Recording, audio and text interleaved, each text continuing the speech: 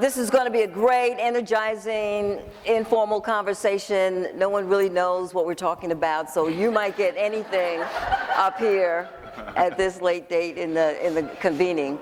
But this is really a conversation about community engagement. And if you guys don't have a tough enough job of trying to change the business model for healthcare, changing it from illness to wellness, changing it to into figuring out the social determinants of health, and figuring out how to be externally facing, how to fix the internal apparatus of your institution to be externally facing. Well, you know, the next piece of this difficult enterprise is how to really effectively engage communities. Because you've got to do the internal work. First, you know, got to get the mindset, you've got to set the goals, you've got to do the internal work, you've got to figure out how to bring all the pieces together to be in the same esprit de corps, and then you've got to figure out how to deliver on the community engagement part. So this is what we're going to talk about today. And we've got two excellent presenters that have been in this space from different perspectives. We have Dr. Iton here to my left, raise your hand. And he's actually, Iton. He's going to tell you about the work of the California Endowment and what they have done, and I understand have made a recommitment to continue to do in terms of investing and building healthy communities. And then we have Pritpal. Pritpal, your last name, Dr. Tamber. Pritpal Tamber has actually been doing a considerable amount of research and engagement in this space of community engagement and the question of agency. And I'm going to moderate, except I'm also told that I'm supposed to talk. So I'll try and figure out, and keep time. So I'll try and do all, and dance and sing. So we're going to have a real show here today.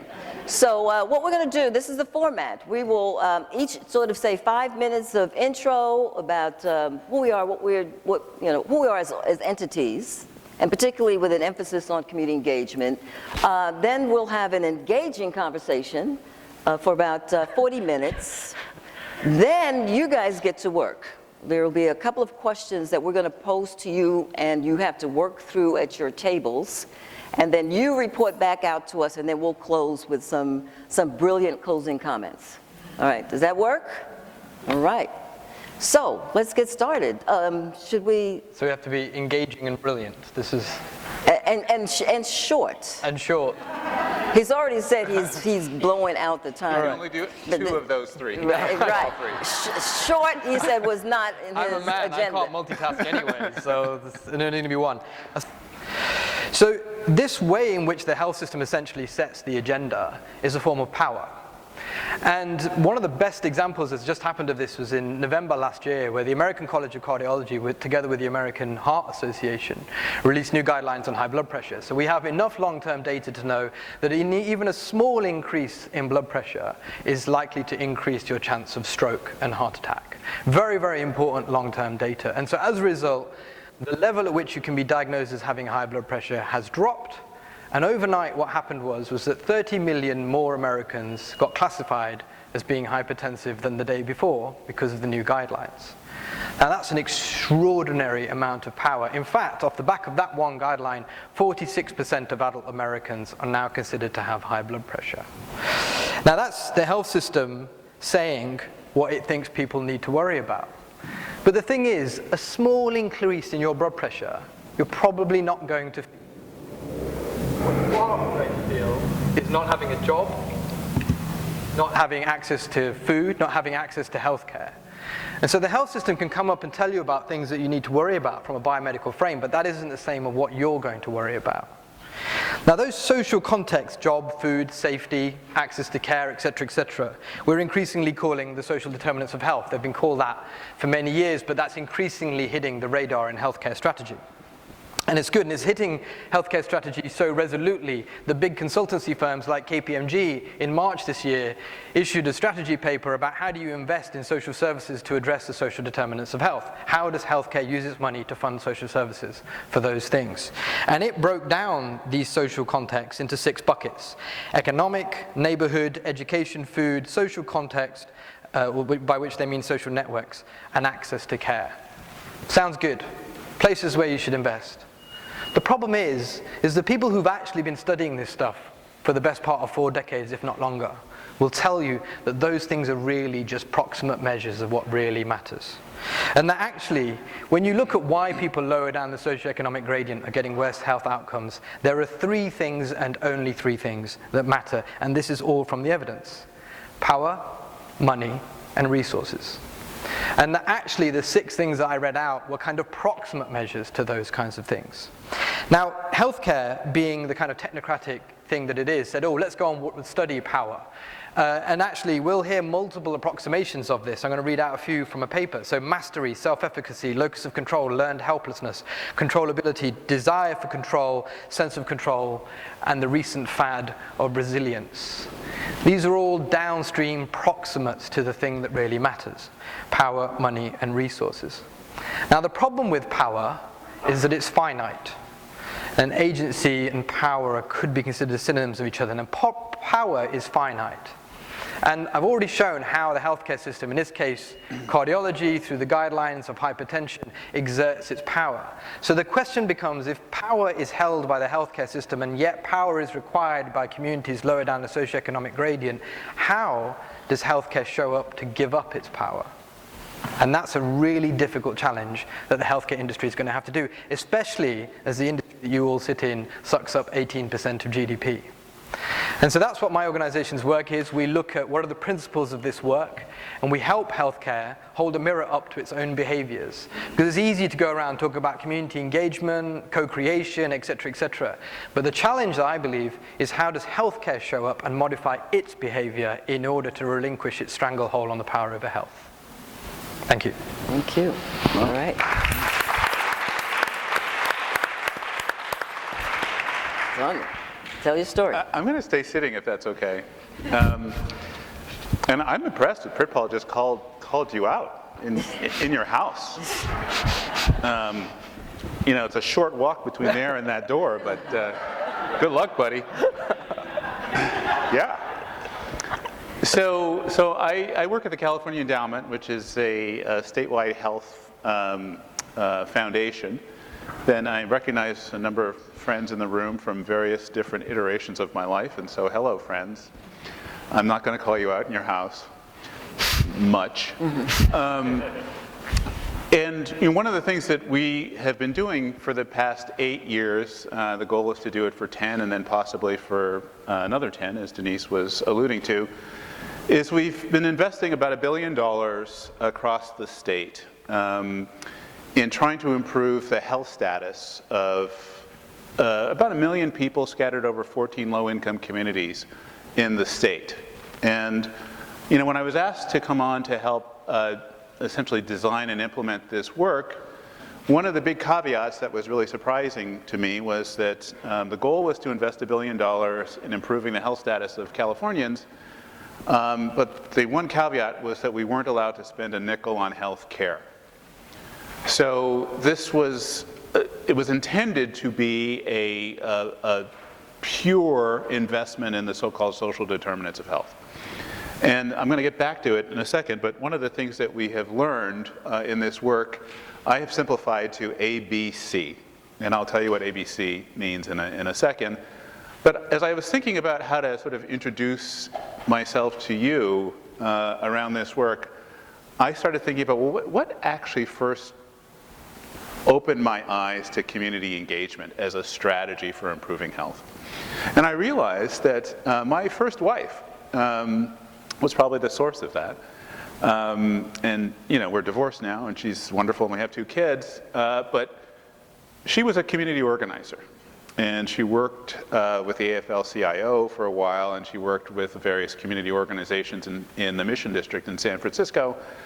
And we moved together to Connecticut probably 15 years ago because I wanted to do some postgraduate training at Yale, and she didn't want to leave at all, but she came with me for 5 years to Connecticut, and I spent part of that time in Stamford, Connecticut, as the health director in Stamford, Connecticut. And I worked for the mayor of Stamford, and the mayor is now the governor of Connecticut. And one of the things that he used to ask me on a regular occasion was, who's your wife again? And the reason he would ask me that is because she was frequently organizing picket protests outside of his house. And I tried to evade that question like there's no tomorrow. Oh, she's nobody. You wouldn't know her. She's not really around a lot, you know. He's like, is she? I never told him. But one of the things that she made me do on the weekends was to go to the political protests that they were staging. She was a union organizer, so they were working on the Justice for Janitors campaign. They were working on a campaign to organize healthcare workers in nursing homes in Connecticut. And so she would bring me to these gatherings, and she would ask me to talk a little bit about public health and the social determinants and all that kind of thing. And as I was speaking to people in these audiences, I realized that this is what public health is missing. We're missing some sort of organized capacity to bring people together who are perceived as having no voice into this dialogue about how we use resources. And so I learned about community engagement through essentially passively observing what my ex-wife used to do as a community organizer. So fast forward again, when you go through medical education and training and public health training, one of the things that you learn to do extremely well is to diagnose problems. And we're expert at diagnosing problems, describing problems in journals and having conferences about the problems. What we're not good at is actually coming up with solutions and implementing those solutions. So that frustrates me a lot, which is one of the reasons that I enjoy the work that I do today, because while we may not be perfect, we're trying to iterate as we figure out how to make a difference in communities at the community health level, where so little work is actually done and so little is actually published about how to do the work. So I said ABC. That's what we learned for about $1 billion over the past 8 or so years. And the A stands for agency. And by the way, ABC is what we're investing $1 billion in California. A is for agency or control, as Pritpal described, and it's something that is so fundamental to health, both at the individual level, as Pritpal described, but even more so at the community level, the collective agency of community to essentially participate in decision-making and reprioritize the agenda to shift resources to priorities that are more pressing for them. So we like to say health is political. B is for belonging, which is something that took us a while to understand. But in this country, we have a legacy of apartheid. And in this legacy of apartheid, there has been a lot of injury to people, whole communities that have been injured, excluded, marginalized, and their voice has been essentially squashed. And in order for people to feel like they have a right to participate in decisions that impact their lives, they have to feel that they are seen, that they are heard, that they belong. And there are ways to use narrative to change the story about who we are and what we're trying to achieve to enhance people's sense of belonging. And then finally, C is the easiest one. We call it changing the odds or changing conditions. And this notion of, rather than asking people to beat the odds, which is what we do in health and healthcare often, is we focus on people's behaviors. And we think if you can change your behaviors, you can beat the odds. What we don't do is look at how the odds are set. What are the conditions that people have to navigate in order to pursue a healthy life, and how those conditions are man-made. And we have an enormous amount of control over changing those conditions. So A for agency, B for belonging, and C for changing the odds. Great. Thank you.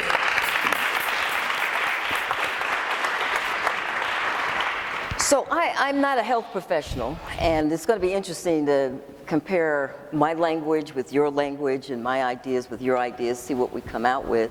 Just to give you a little more of a background, I guess I was trained, I'd be great friends with your wife, all right, ex-wife, sorry. We're still friends. We're still friends.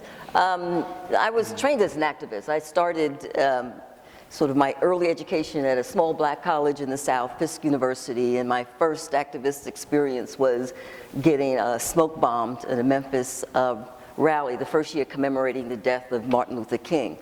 And And I said, this is nonviolence, I'm going Black Power, okay? I'd say this is because it rained and I had headaches for days, whatever. But, you know, Fisk was also sort of the epicenter of the civil rights movement, and SNCC came out of that, and every class I took, whether it was biology or history, was always something about social justice, social and economic justice and civil rights. So it's part of my DNA in that regard, and my first jobs was organizing food co-op for the Newark Welfare Rights Organization, organizing converting market rate housing to co-op housing in the Bronx. So I guess that's what I know, and it's infused in all the work that I do.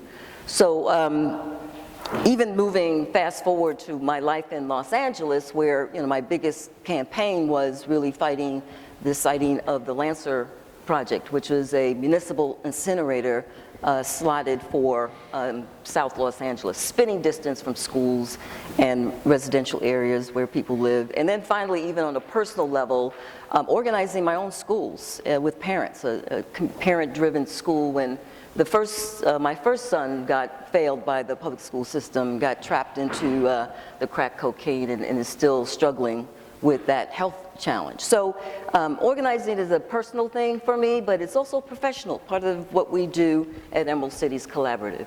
Emerald Cities, this third pillar, it's like sustainable, just, and inclusive society. And so how do we green our cities and make them healthier? And then how do we improve with that investment, jobs and economic opportunities, but more importantly, how do you make sure low income and communities of color that have been on the periphery of the mainstream economy get to play now in this new green economy? So that third pillar we've been building out, and there's a couple of things that I will bring into our conversation, which is, well, the first project of Emerald Cities is called the Community Learning Project. We are training 5,000 new community organizers in the next 5 years to fight for energy democracy, economic democracy, environmental and climate justice. We are working with community colleges as other anchor institutions, college community partnerships, so that people are actually out there, they're going to be knocking on your doors, and they're going to be calling you all on your justice issues and stands, but also getting community college credit, so they're building careers as organizers. We're working very closely with all of the advocacy groups, whether it's environmental and climate justice or economic justice. One of the things I would have loved for you guys to have seen was, these are the great view, but to actually go to be in Richmond, where we were yesterday, where, you know, one of my last meetings in Richmond, you could look at the Chevron refinery right across the street from a school where we had our training program. You can see the toxins emitting out of that school, and you know the health impacts that are taking place in Richmond as a part of a low-income community that's highly diverse, and where there's, you know, chronic asthma, repeat cases of folks showing up in the emergency room, where there's, you know, acute problems of eye irritations and nosebleeds and all the things that come with ammonia and other toxins that are coming out. These are the sort of community conditions and groups that we work with to sort of change power, change dynamics, change the odds. And lastly, the thing I'll also share is that we've been working with 3 anchor strategies. So all this community organizing, these grassroots organizing, frontline organizing has changed dramatically now that I'm working with anchor institutions. And that level of community engagement has been very different. We've been working with Montefiore Hospital in the Bronx, and with the University of Miami Medical Center in Miami, and then, of course, our partnerships here in this area. So they're all very different community engagement strategies, and love to share some of the pros and cons of all of that as a part of this conversation.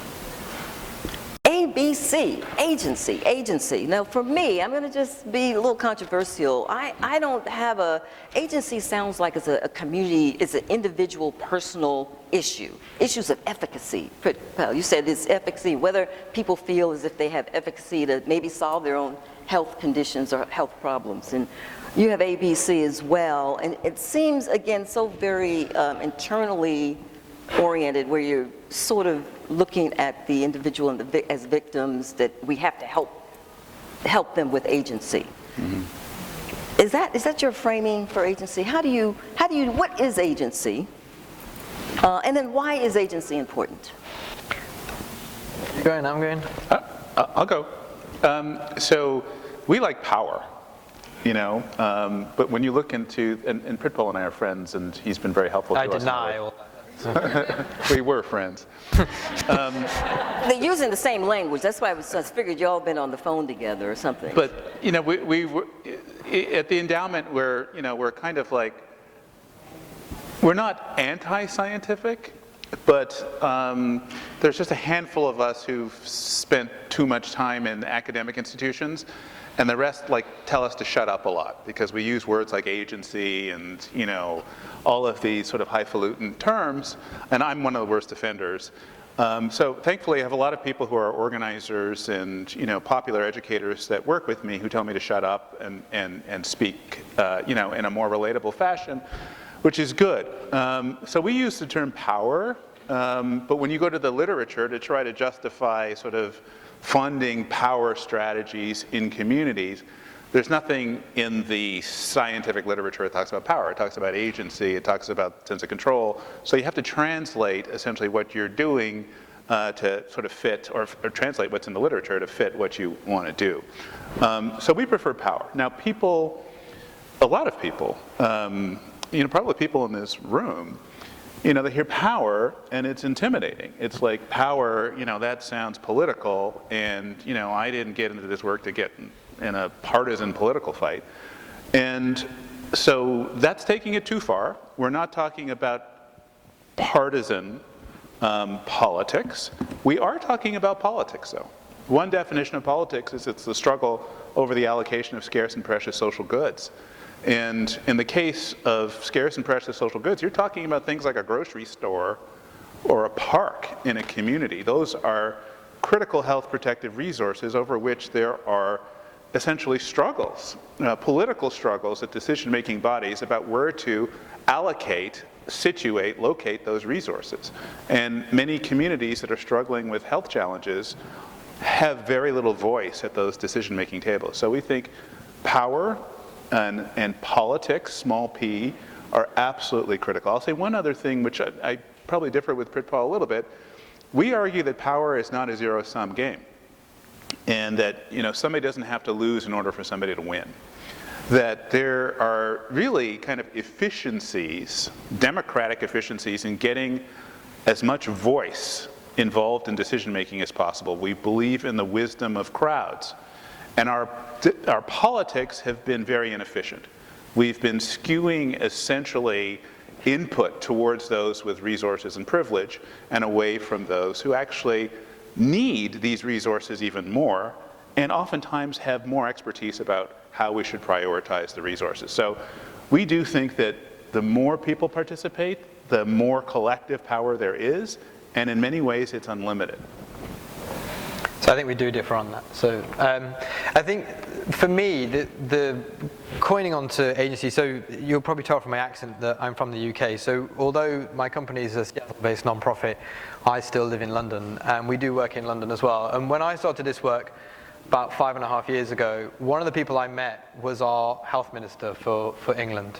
And I went to talk to him about the things that determine health, which is sort of not healthcare, right? Healthcare contributes about 25% of health outcomes.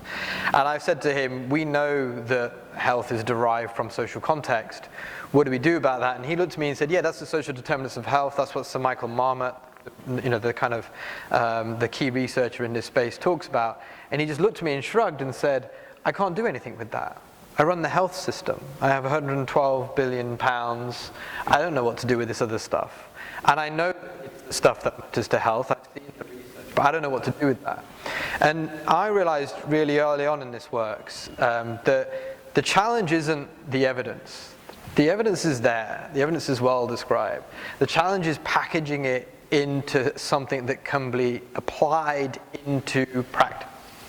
And so when you're trying to do that, then you have to then say, you have to sort of do some kind of equivalent of a kind of a power map. Where is the power over health? The power over health is in healthcare.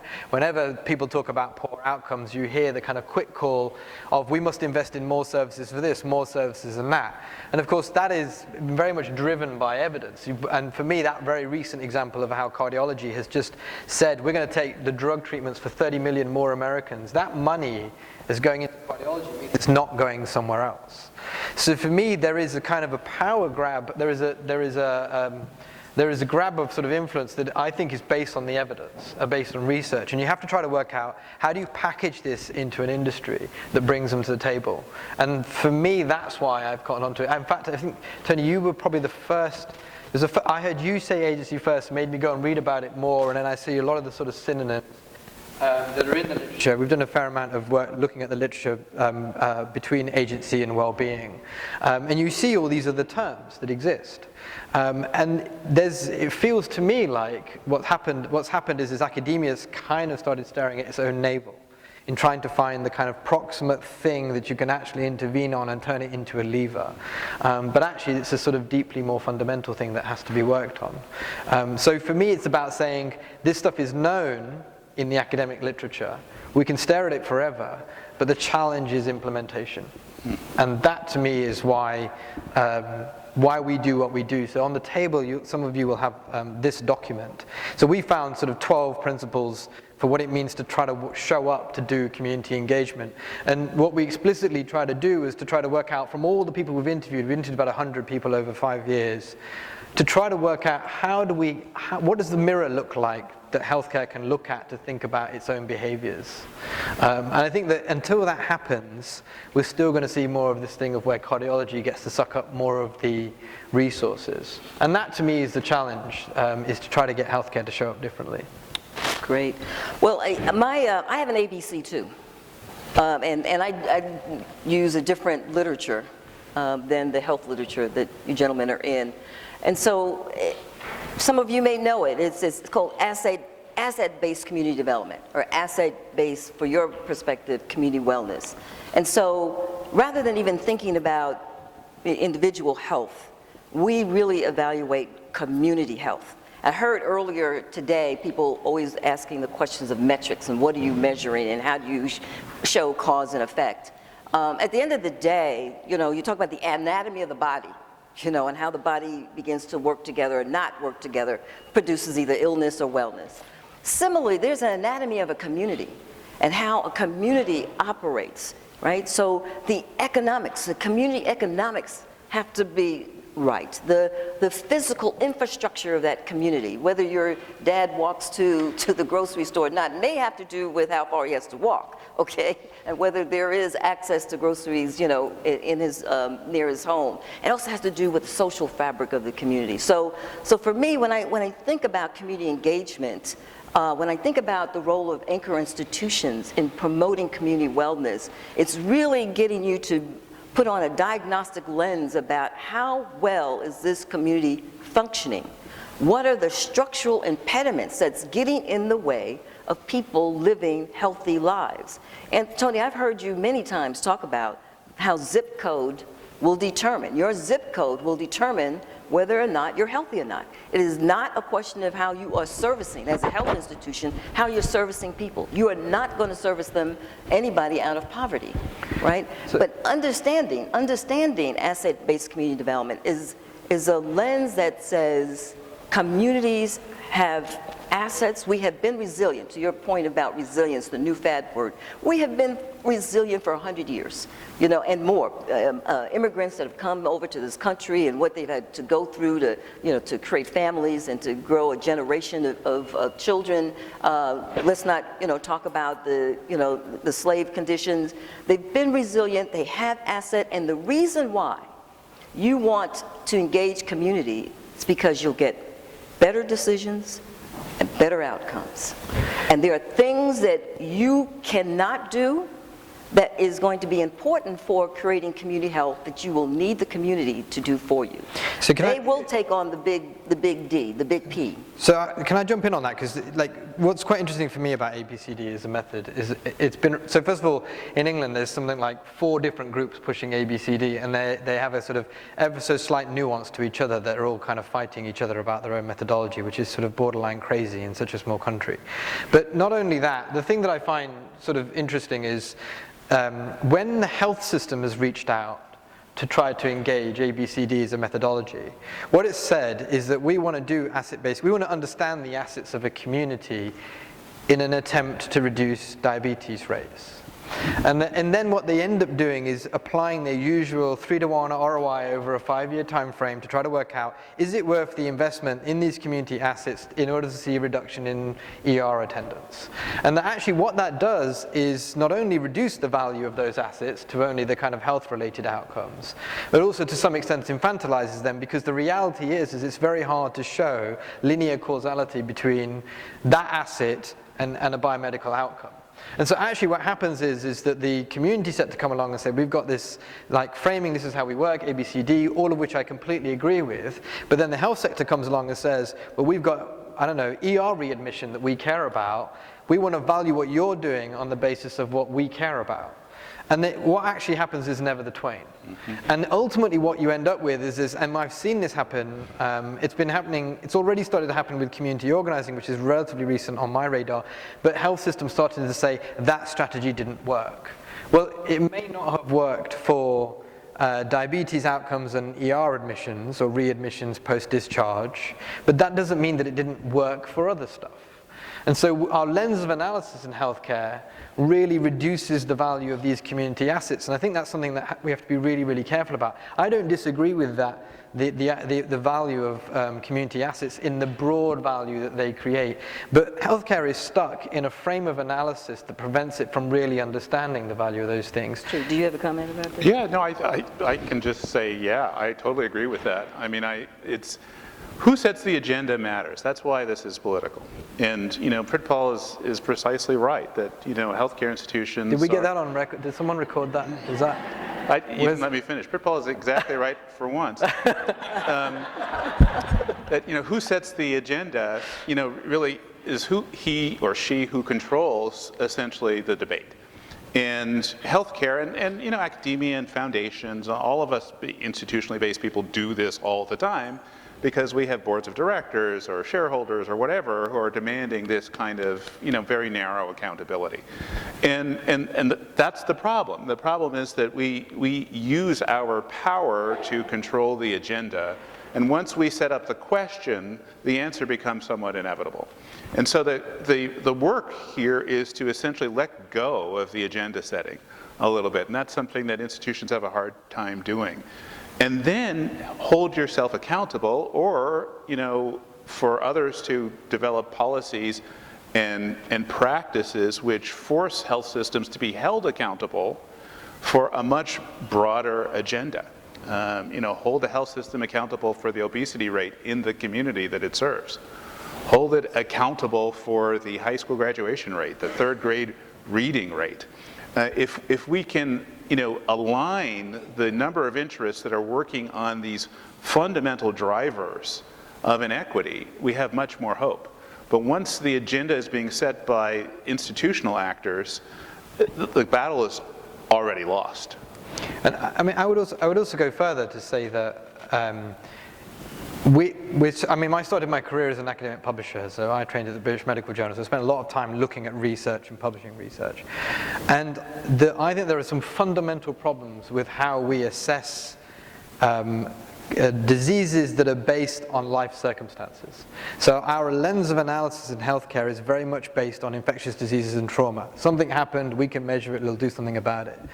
What we are struggling to do is upgrade or evolve our evaluative techniques to understand how to operate in the complex adaptive environments of the social environments. So disease is no longer a kind of one-time thing, it's a consequence of multiple things. And we simply don't have the analytical tools for that. You know, there is nerdy stuff out there for that, but the problem is academia hasn't moved on fast enough for there to be an evidence base for people to do something in community health. And so I'll often go to events. I like how you're switching my microphone over. It's time's up. It's good. it's a good technique. Tony, did you slip him a $5 on the way in? So one of the problems that I have is that when I go to events, I quite often hear people like leaders in community health talking about their evidence-based strategies. Well, there's very little evidence of what works in these environments, and people are running around saying evidence-based, evidence-based, evidence-based. You're like, what are you talking about? And if you spend time drilling down into the so-called evidence that they're citing, it's like a tiny project that worked in one very specific environment. It was written up in a certain way to say that X was the reason why it succeeded, not Y and Z, because Y and Z were never understood or measured. And so actually people go around, leaders who get paid very big salaries go around saying evidence-based, et cetera, they're wrong. And they're scientifically broken. It's like, I find myself amongst physicians thinking, geez, did you really go to medical school? You don't seem to remotely understand the challenge here. And there's this big thing that we're not talking about, which is the epidemiological shift, is that we no longer die from these infectious diseases and trauma at the rate that we used to. It's all lifestyle-related conditions. And that's happening all over the world, even in low-income environments or middle-income countries especially. And we haven't shifted our analysis. Okay, so let's shift, and I really do think it's important, because I actually do hear you guys saying different things. But anyway, shifting from an epidemiological focus, a clinical focus, a health focus, to a community focus, and what should anchor institutions do about communities that are already organized and fighting for its own health and well-being? What do we do about Black Lives Matter? What do we do about the Dreamers? What do we do about the Fight for 15? Does any of this have anything to do with anchors and community engagement? All of this has a lot to do. How do they? And well, let me say what these institutions should do. They should support the organizing that's happening in these communities. Yeah. They should fund the organizing that's happening in these communities. Want to say that again? I fund the organizing that's happening in these communities for that reason, because that is what health looks like. That's what community health looks like. It's people organizing to hold systems accountable for equitable outcomes. And that's, some people look at that and they see chaos and they see politics and they're afraid and they want to dive under their desks. I see that and I think, where are the organizers? How can I support them? How can I double down on this? So it's very clear to me that that's what health is. And quite frankly, it's messy. It's messy. Sometimes these things go sideways. And politics is messy. But we don't have a better way of resolving complex and wicked problems other than optimizing democracy. So I agree with that in direction, but I think that actually, when you think about people in systems with jobs, with kids' school fees, with their own health insurance to pay for, that level of uncertainty I think is difficult for people to get behind. And actually I've spent the last 12, 18 months has been talking to people, to health system leaders, and trying to work out where is what I call the permission space. How much discomfort can they step into? It's not much. And so I agree with that directionally, is that that's the place to go. But I think that actually there's something that healthcare can do way before it gets into funding, although if people here want to start opening their wallets, do feel free to your local organizations. But I think there's something that's actually probably the first step, which is to give credence to that narrative. Because I think at the moment what happens is that the narrative always returns back to high blood pressure. The narrative always turns back to we need to fund more cancer care. You only need to watch. I love coming to this country because you kind of see everything that's the issue with healthcare in the adverts between your programs. In fact, I often think your programs are between your adverts on your TV channels. But you can see this sort of pushing of that biomedical message over and over again. That's what health is. That isn't what health is. And so for me, there's something around that giving credence to that narrative that you've just described, Tony, that I think is fundamentally important. I think if you win the narrative, the resources follow, but if you don't win the narrative, the resources are always short-term. And the best project, I spent 5 years looking at projects in as many places who will let me listen to them. The best project I saw was in Auckland, New Zealand. Extraordinary work, working with second-generation Pacific Island kids with really high incidence of mental health disorders of multiple forms. And easily the best project. They didn't have the $1 billion. They were very poorly funded, but did extraordinarily great work. New chairperson, it was funded by the health board. New chairperson came in, looked at it and went, what is this crazy community thing we're doing? Let's get rid of that and fund some more, antidepressants or something or other. And that was it. And that was because he wasn't in the narrative. He didn't get the narrative. And so they lost their funding and the project disappeared because they hadn't won the narrative challenge. I think if you win that, the rest can follow. So in my example, that person wouldn't have been able to get away with that because there would have been an organized community that would hold him accountable and he would have been out of a job. So this is my point, and there may be some distinctions between Great Britain and the United States. I mean, we have this racial narrative in this country which has shaped so much of how systems operate and how resources are allocated. And unless you're challenging that narrative, the narrative in California is a different narrative. It's a narrative of inclusion. We look to the past with realism. We see that, you know, apartheid kind of shaped how we allocated resources in the past. We can't go forward in that direction. We look to the future with hope. We recognize that there's all this talent in this state, in our diversity, that has been sidelined. We need to enlist that talent, bring it into the mainstream, organize it, and believe in the wisdom of crowds. We also have to allow people to tell their own story. This is where belonging comes from. You can't have power without a sense of being seen, being valued, being heard. And so the narrative is what shapes that sense of inclusion, that sense that we're all better off when we're all better off.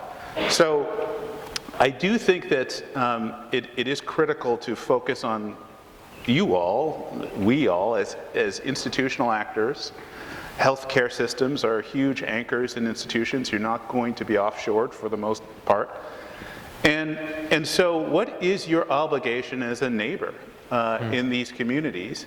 And beyond that, what is it that we can make you do by organizing the people that live around you and amongst you and holding you accountable for that higher promise of trying to deliver health in an equitable fashion? So what I'd like to ask as much as possible, first is, who is the community that you're talking about? I hear you talking about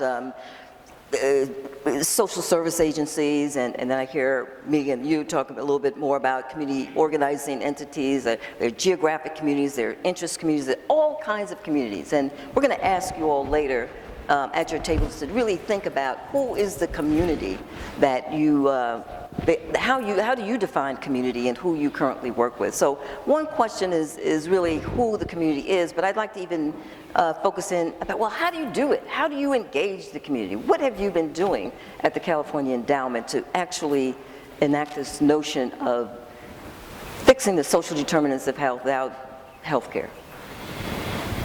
How does it work? How much time do I have? Okay, so it's actually pretty simple.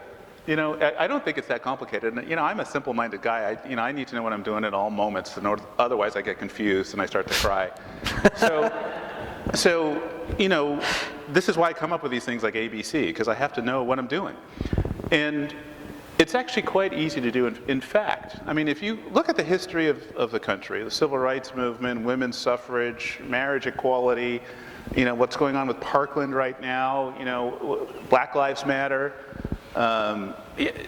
it's all been about people organizing themselves to drive social change. That's how change happens in this country. Even Mothers Against Drunk Driving. It's about organizing. So when we're talking about this shift of paradigm from the dominant biomedical model of sort of institutional actors intervening late in the course of disease in the sort of traditional infectious disease paradigm, shifting that paradigm to one of essentially communities leaning in, or institutions leaning into communities to anticipate where the health of that community is going and trying to figure out in an iterative fashion how to intervene earlier and earlier to be able to essentially blunt the trajectory of adverse disease. That's a major change in paradigm, and it requires a social movement. You're not going to do that with a bunch of pointy-headed academics writing articles. You're going to do that with young people who are organized, recognizing the challenges that are needed and confronting systems. So you funded them? Is that what you did? What did you do? We gave them money. We're the biggest funder of community organizing in the United States of America. And the reason for that is because we know that that's what makes change. And you're looking to them to affect policy? Or what? Yeah, well, interesting. Are they coming up with their own plans? Interestingly enough, we had a model which was basically, okay, policy and systems change is what we need. We need to organize people to build the capacity of communities so that they can actually participate in the political space and change policies, and those policies will change environments. And we're starting to actually kind of rethink some of that. I mean, we think that that's basically right, but that sort of puts policy and systems change at this elevated level as the goal.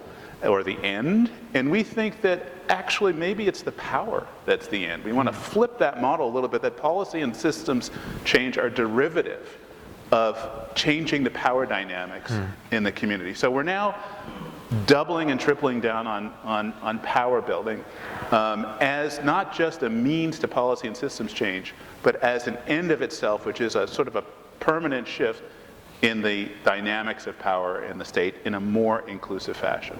How does community engagement work for you? How should the anchor partners here operationalize this in their institutions? I mean, that's why we pull that report together, because it's not a report, it's a tool. Because we recognize that actually there are lots of really well-meaning people working in health, and they just want to know, how do we start doing this work? What does it look like tomorrow? So that's why we took the learning that we pulled together over 5 years, we turned it into a tool, and we wanted to start getting people to do that. I think that really for me, it goes back to, I completely agree with Tony, like you've got to raise up the community, have a voice. Power should be the primary outcome that you look for. There are some secondary outcomes down the line, such as systems change, policy change that may happen. But I genuinely think that there is a clear obstacle, and that's the wrong word, but there is something around how healthcare has to show up differently. And that really matters, I think, when we talk about the value of community voice in health. I think that really, really matters. And that's where your leadership comes into it, is like, how do you go into work tomorrow and start making tiny changes? I mean, one of my favorite innovations is actually from South London, where they were trying to get a community mental health nurse to show up in a local community center 1 day a week. And they couldn't do it, even though the hospital wanted to do it, because they knew there were excluded communities that would never turn up to the hospitals because they saw the hospitals as the enemy. And so they knew that would never happen, that the patients would turn up to the hospitals. And they couldn't work out, what they couldn't work out was how they could have a mental health professional operating but not in a clinical environment. Like the hospital is a kind of signed off environment where it's indemnified, et cetera, et cetera. And so they took ages to explain to the lawyers what they needed to do. And in the end, it became like a tiny stroke of a pen. And that made a massive difference to being able to have this mental health nurse in this community center 1 day a week. And she's now seeing patients that the system has been well aware that they have no ability to reach them at all. And so there's these kind of tiny innovations that are process level innovations that are your bread and butter, that you deal with on a day-to-day basis. And that stroke of pen is ultimately sort of an attempt, is ways in which you can actually change how health systems are behaving. And that takes entrepreneurship for you guys as system leaders to start thinking about what does that look like. Again, that's why we designed the tool, was to potentiate your own internal work to come up with those answers for yourself.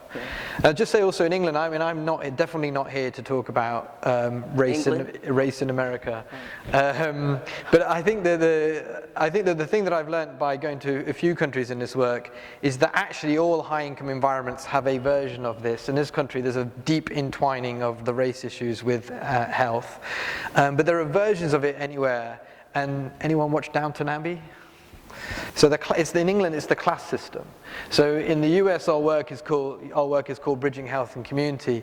In the UK, it's called beyondsystems.org.uk. And what we're trying to work out is how do systems go back to treat, or find a way to treat people with parity?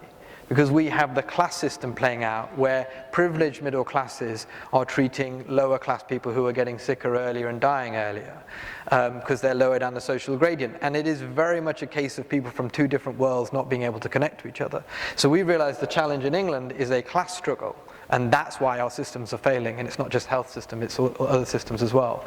So there are versions of it that actually play out, and agency and power are exactly the same things, but they have different flavors according to the history of those countries. Yeah.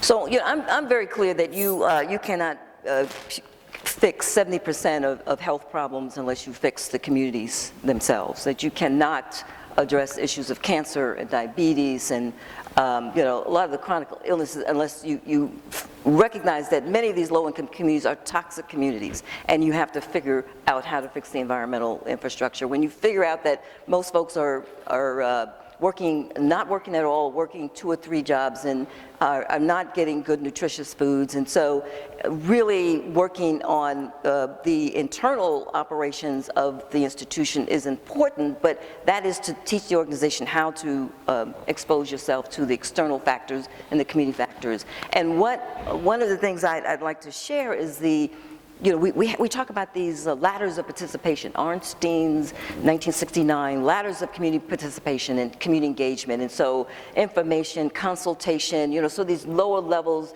putting out flyers and having focus groups, sort of the lowest level of community engagement. And there's a workbook that I've provided on the table, not for everyone, there's like a few on each table, that really talks about what each of those tools are good for. The upper end is really community empowerment strategies, from mobilization to actual community organization. And what your goal is going to really determine which, in fact, tool you use to get to your results. And the fact of the matter is, you're going to need it all. You're going to need to have mass, educational opportunities, like do not smoke, right? A no smoking campaign. That was effective. It wasn't an organizing campaign. It was a mass media campaign. So what your goal is really going to be dependent on what tools you use. But the enduring work, let me tell you, the enduring work is this sort of new notion of community engagement, which is called building epistemic communities. Epistemic communities. And I shared with you yesterday what that means. It's meaning having health institutions, meaning having people of every social and racial and ethnic group in a community come together and having a shared vision about a shared fate and a shared destiny, and bringing all their assets to the table to create the social cohesion to move that community forward. And so at this point, we've been talking about building the internal, capacity of institutions and that of communities. I'm saying the real journey, the true journey, the enduring journey is actually how we bring everyone together, which is the work of ARC that we've been doing here in the East Bay, really building on the base of the California endowments, building healthy communities, but bringing other stakeholders to the table that we've been doing in the Bronx and that we're also doing in Miami. And what is really fun about this is that we have to take learning journeys together to understand communities, because Pritpal, you are absolutely right. These institutions need to come out of themselves and find community.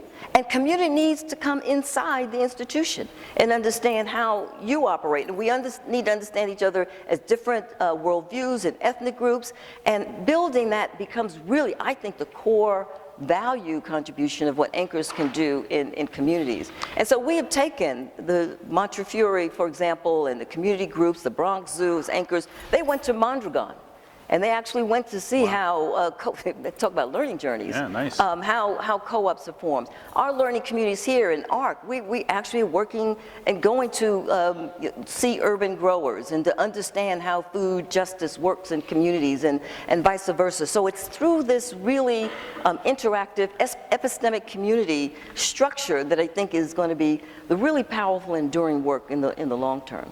Can I just jump in, because I like that a lot, but what I always worry about is, because I spend a lot of time going into healthcare institutions and feeling people that really want to do the right thing, but it's like, but we can't. Like, the day job gets in the way. And I think there's probably like people in this room right now feeling like, oh, there's stuff here that I want to do, but you're also thinking about the emails in your inbox and whether your kid came home from school or is like running around with the wrong kid in the neighborhood. Like, life just gets in the way, right? So my favorite, by the way, if this is crap, throw it away, right? Because this is what we've learned in 5.5 years. Mine isn't crap, so don't throw it away. And keep this one. Recycle it, don't throw it away. All right, yeah, don't throw it away. But it's got metal on the edge, so I don't know if that's going to work. Rip it out. But this is what we've learned so far. But we consider ourselves a learning organization. We always want to hear more. But the one that I think always resonates with people in the healthcare system is Principle 10, which is about building a vehicle within your organization that is somehow devoid of the existing governance frameworks. Because if you have to try to do the work that we're talking about here within existing metrics that you have to hit and existing governance that you have to adhere to, you're never going to get to this work. And so the question becomes is, how can you guys as organizational leaders create some kind of offshoot organization that can operate under different governance? And I think I've seen some really great innovation, but only because that's been in place in the first place. So when I think about, the day jobs that a lot of people, and a lot of my friends back home struggle with, they sort of read my work and say, we'd love to do this, but. So the challenge to the but is to try to construct these vehicles that enable you to embrace the kind of things that you're talking about. Great. So let's figure out what you guys are doing and what you're thinking about in terms of some of these wild ideas that have been thrown at you, and whether it's digestible, translatable. So I think there's some questions on the table. Did you guys see? Oh, the questions are up on the screen. All right, so what we'd like you to do is just take, what are we talking, 15 minutes, David? 10 minutes. And answer for yourselves or for each other from where you sit. Who do you define as community? Who is your community? Right? Who are you working with right now, or who do you want to work with? Why are you engaging with them? What's your motivation? And how can you more effectively do so? And then finally, how might you deepen collaboration within your community or within your institution, as Pritpal was saying? How do you fix your institution to be outward facing? All right, so you've got 10 minutes, and then we want someone, we'll do some popcorn responses, a few of you to respond back. Thank you for your attention. Well, we only Tell us who you are, or tell me who you are. Medium Tian, Bay Area Regional Health Inequities Initiative. We only got to the first question and barely that, but we all have different definitions of community related to the programs that we have, but overall, folks that are being challenged because health conditions are difficult, living conditions are difficult, and through multiple efforts, we're trying to get to those communities, low income, minority, with challenges on the ground. One thing that we also didn't get to explicitly discuss, but is the challenge within the institution to make the first move. And that's something that we were all struggling with. I know you emphasize power in the community, but given the societies in which we operate and the disparities within which we function, it's going to take us a while to really get the power there. So I wonder, what are your thoughts on what's the role and responsibility of folks at the top and the leaders, and how the leaders can support some of the efforts that we're doing at the community level? Because if we're just relying on that, it seems like an unfair responsibility to ask our communities to solve the problems if the folks at the top are not engaging. All right, we're not answering questions now. We'll thank you for that. Any other table? Love to hear a few more ideas. What you're struggling with, what you're thinking about. So we talked about a number of things. One thing I'm going to add is I think it's not community, it's communities. We should always put plural there, because we have so many different folks, inner city, very rural, suburban areas wrought with addiction problems. I mean, we got to be nuanced in each of these areas. Somebody in the front row up here said community engagement should be our goal. I'm just going to disagree with her. Dangerous, because she has a microphone. But community engagement is an important tool.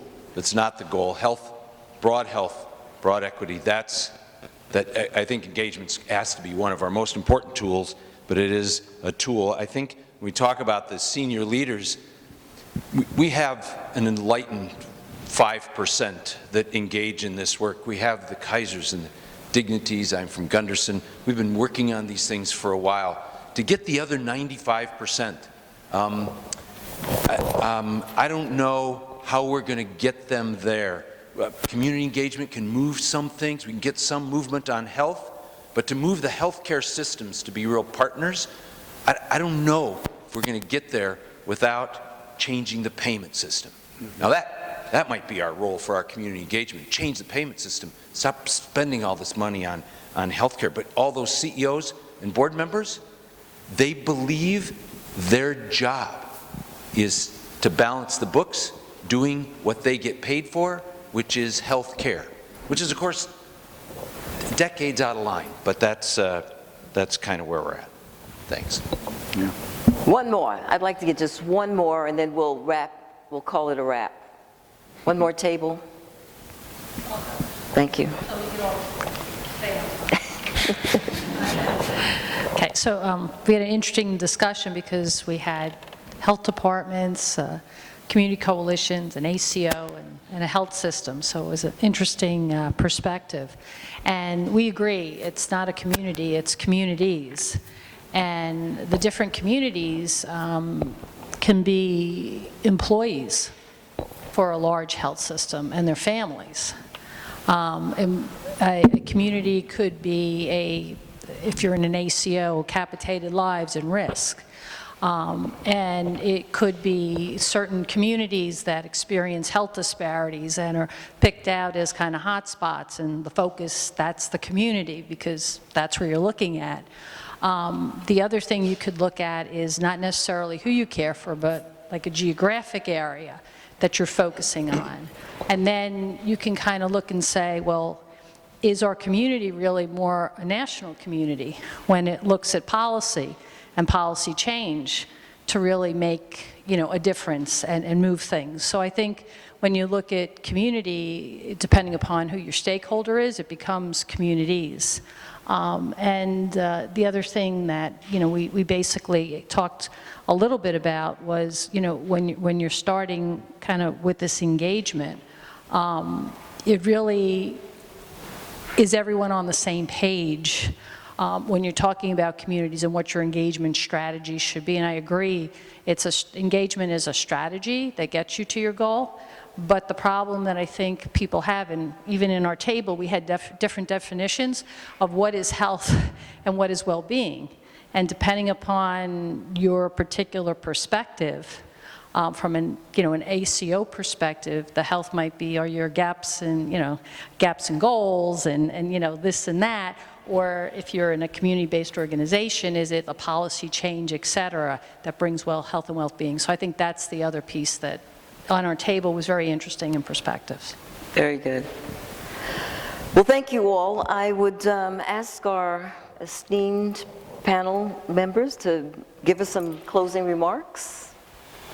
Well, I'll just speak to, I think, kind of the 95% and to some extent, actually maybe all three of you, which is that I think in terms of markets, and I think if we think about healthcare, I think that when you've got the big healthcare organizations that are making a lot of money in the existing business model, they're not going to change because there's nothing endangering them. And to some extent in my work, we've decided not to show up to their things. And I think at the other extreme, you have tiny rural critical access hospitals with sort of 1 or 2 bed, 3 bed, and they're just keeping the lights on and largely tax funded and probably don't have a huge amount to play in that I'll use the word community in a kind of geographic sense. It feels to me that the sweet spot is, my shorthand for this is where the hospital CEO is still buying his bread from the same bakery as the patients that he serves. So where that's still happening, they still understand what community is. And so they're more likely to show up to do this, find this alternative type of work that we talk about. And some of you may not be in those kinds of organizations. So that is a sort of a struggle, and you should struggle, and this shouldn't be comfortable, and it should wear you down, because that's the nature of system change. But it does feel to me like there is a segment in this market. A rural hospital CEO said to me, probably about 500 million revenue, 2,000 staff, where there's a little bit of R&D capital and a willingness to risk it, and to not necessarily look for an ROI in 3 years, et cetera, et cetera. And it's in that space that you're going to find the early adopters, classic adoption curve stuff. That's where you're going to find the early adopters, and it's those people telling the story that are going to create the followership for the 95%. And the role of the leaders is to know when they're in those institutions and they can do that.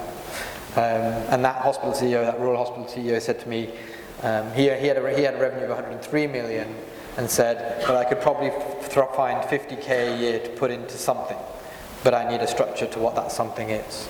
So it's when you find someone like that who can throw a bit of R&D capital at this and help shape what this future state looks like, that's really, for me, I think is the challenge. And I don't think you need many of them, but the job of work is to find them and encourage them to spend that money.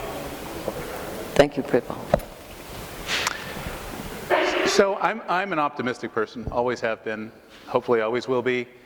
And I think that there's so much intellect, goodwill, and talent in these institutions, in this room. There are people here with ideas about how to move this forward. And we used to say at the Public Health Department, Alameda County Public Health Department, we used to say, start where people are and enlist them. Enlist them to think about ways in which they can actually take that one step towards community, one step upstream. And when you unleash people, you know, to be free to imagine and to vision and to dream about what they can do from where they are, you get incredible innovation. I started my career, my public health career, working in a health department where I was the health officer, so I was the registrar of all births and deaths. And because I love data, I took all these death certificates and put them into a database and started actually mapping death down to very small geographic areas and noticed that there were these dramatic life expectancy differences across relatively small places. In the city of Oakland, 22 years of life expectancy difference on average between places on the flatlands and places in the hills. And that's been sort of the central challenge of my career since then, is trying to understand not just what drives that, but how do you undo that? What does it take to get underneath that? And I've toggled back and forth between thinking that the healthcare delivery system had a central role to thinking that I can't take these people anymore. They're so far downstream, they don't care. Let's just make sure they provide good health care and get them out of the way. I'm toggling back because for one reason, in California, we have such incredible partners. We've got Kaiser, we've got Dignity, we've got some small hospital entities that are doing such creative work. I mean, they're inspiring to me, and they're fantastic partners. So I believe that change is afoot, and I believe that California is leading that change. And so to that extent, I remain optimistic, and I really appreciate these kinds of conversations that are taken earnestly and with an idea of solving these problems, not just diagnosing them. Thank you. So my parting words is to say I feel for you. Community engagement is not easy work. Having done it a long time, having taken arrows out of my back, I've come to define it as one part organizing, one part therapy. Communities that have for decades, lived mistrust, mistreatment, communication. Going through that therapy is going to be important. Before you also then have to do one part education and having community understand, what does it change? What does it take to actually build a healthy community? And then you can get to one part technical training. So it's a 4-part process. It is a process. It is difficult, but it's not that hard if you really figure out there are different entry points that you can take, all right?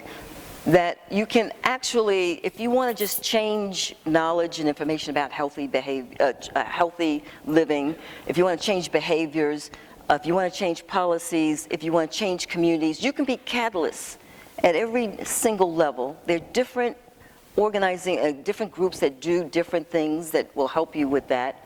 And you can even look, there's a table over here that you can talk about using your employees. In Miami, we used labor unions, 1199, that had a labor management agreement to help do their community health needs assessment, because they did a GIS map and found out that most of their employees lived in their service community, that they were your community. Your community actually are in your hospitals, and they can easily knock on doors, have focus groups with communities to find out where's the pain.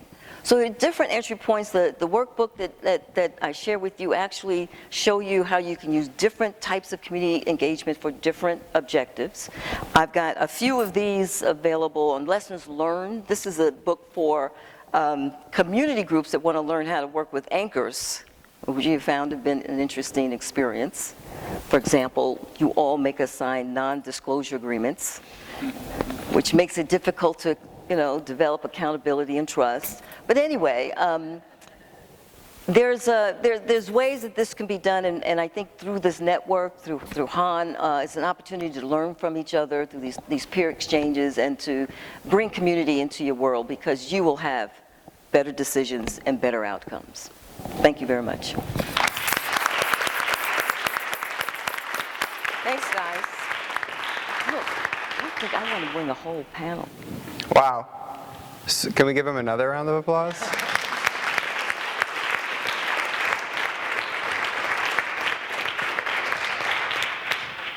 It's not easy to go last, and I've got to say, though, everyone was sitting here riveted to what all of you were saying. So thank you again to Denise for an excellent job of moderating, as well as Pritpal and Tony for coming out and sharing your perspectives. So I stand between you and the reception, which has drinks as well as food. So I'm just going to quickly close us out, give you a very quick preview of what the network is looking towards over the next 6 to 12 months. At our fall convening, which we talked about earlier, which will be in Richmond, Virginia, I'm excited to say that we'll have the WHO coming. They've been doing work around anchors in Europe, and we've been talking with them, and we'll hear what their research is showing around engaging health systems as anchors. Moving forward, our work around building the evidence base and starting the pilot metrics, as well as finalizing plans for Policy Day 2019 around the issue of affordable housing. So really incredible milestones in store for the next 6 months. And then, while we have that date, December 4th to 6th, so please save it, and we hope you all can join us there. We're already looking forward to spring 2019, which will be in Cleveland, Ohio. And can I see a hand raised from Metro Health and Cleveland Clinic? There we go, our wonderful co-sponsors for that event. And so we're very excited to bring the network there as well. And we're having perhaps some conversations with Modern Healthcare about partnering with us on that as well. So we think we can have a chance to really elevate the voice of the network beyond the 5%, so that we can reach the other 95. And the last thing I'll just share is that the Democracy Collaborative is using the model of Healthcare Anchor Network to see how we can expand it to other sectors. So we've gotten off the ground in the last month a higher ed anchor collaborative model around the country in partnership with KUMU, which is a coalition of urban metropolitan universities. We have 30 universities that are part of that anchor dashboard collaborative. And we will be bringing together anchor collaboratives, so those entities that are bringing you and other partners to the table in cities across the country, to Baltimore in June in partnership with the Baltimore Fed and Annie Casey Foundation to help figure out. And we're looking at folks coming from almost 30 cities across the country that have the beginning of this infrastructure to keep the conversation going at the local level. So we're really excited about the potential for not only having a network with healthcare, but how that expands to these other sectors, and then how the conversation comes back together with all of your partners. I'm too far away. So that's all I have. So, but I think we have a lot coming up in the next 6 to 12 months. Thank you all for coming. That can't happen without each one of you taking part in these conversations. So I'm going to see if anyone wants to put their voice into the room before we close with any last-minute reflections. It's only been 2 days. It might have felt like longer. But we got a lot done in 2 days. I would say well up to you, because I literally like 3-4 years ago you were talking about this. I was like, who's this teenager? What the hell is he going on about? Pritpal, I haven't, paid for your travel yet. With your paper route. Your paper route. But well done to Dave. I mean, look, seriously, you and your team, well done. Yes. Well done to the team, right? It's been a team effort. You've met the incredible staff that is supporting this effort as the backbone. And so let's give them actually another round of applause to the whole staff.